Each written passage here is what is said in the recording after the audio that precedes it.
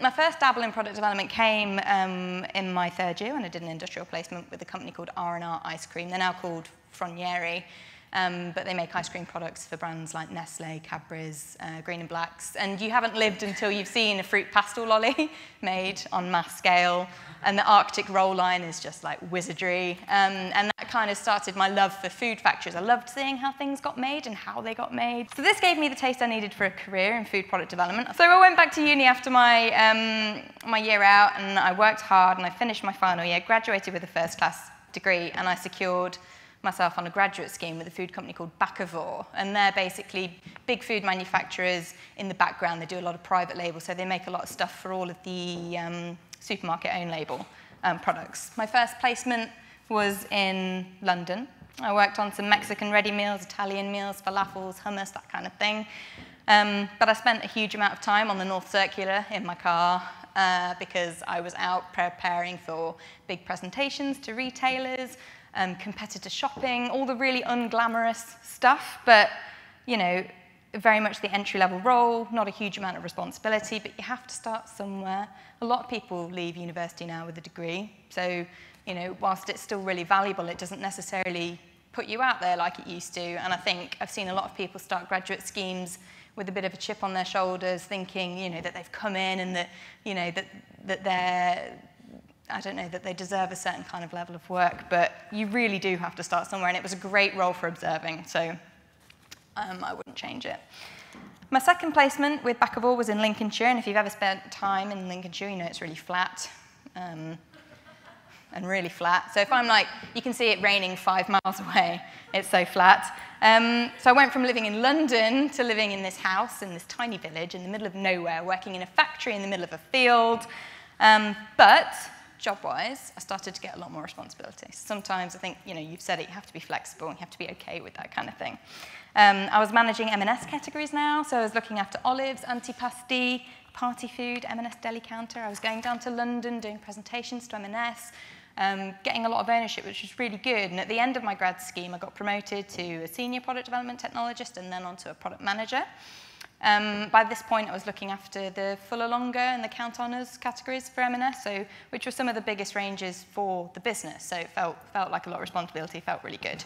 I worked really hard, the hours were very long, and the expectations were very tough, and I was sort of starting to wonder if I was still learning anything, and like, by what I mean by that is you kind of, I think when you stop learning, it's probably time for a new challenge, and you stop enjoying yourself as much. So I'd been with Bakkavor 4 years by this point, and I thought, okay, well, what's next for me? But luckily for me, I had 2 amazing housemates at home who kept me sane in the meantime. So the point I'm making here is all about kind of surrounding yourself with the people who can be that network for you at home. They helped keep me sane, probably because they were both insane.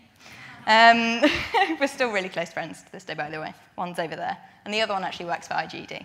So that's why I'm here talking to you, so they have done some good.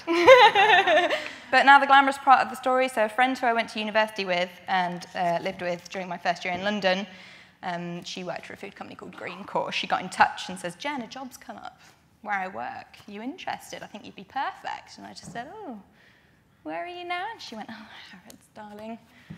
And I was like, oh, God, Harrods. I said, oh, no, I'm really underqualified for that. I can't do that. No way, no way. No, not a good shout. But my boyfriend, now husband, reminded me that, you know, what have you got to lose? So he kind of G'd me up for it. And he said, just go for it, go for it. And it's some of the best advice I've ever had, because there isn't really ever any harm in having a go at an interview. You'll only learn from interview experience, and who knows, you might gain from it. I did. I went for the interview. I got the job. That's another good example of why you shouldn't really ever let go of anyone that you meet in the food industry. So, you know, this was a girl I'd gone to university with and then worked with in my first year in London, and, you know, and she recommended me for this role. And it's just, you know, there are so many ways that you can get into somewhere, but, you know, people is the most important one. In summary, I suppose, as a job, Harrods so far has been the best thing that's happened to my career. It's really important, well, it's been really important to me to work for such a big company that can kind of nurture you when you're still in the kind of early stages of your career. They've got like a fantastic learning and development team that are there to really encourage you, but it is your own responsibility, and I think it was you that said that. You can't rely on anyone else to push you but you. You need to be determined, be proactive, go after your own goals, but be clear about what you want. We spend a lot of time in our jobs. We probably spend more hours behind the desk than we probably do with our own families at home during the week. It's not worth being unhappy in what you're doing. A previous director gave me a really good piece of advice, and this is what I'll finish with. And he said there's 3 mind states that you can have when you're in your career. The first one, and probably, and the best one, is attached. And this is what it sounds like, where myself, where Hugh, where Johanna are at, having listened to you speak. You're attached, you're engaged in your role, you have passion. You know you want to be there, you're still learning, and you have that clear blue water between what you're doing at work and your life at home with your friends and family. And that's really important. That balance is really important. And it is for me now. I've returned to work only 4 months ago after maternity leave.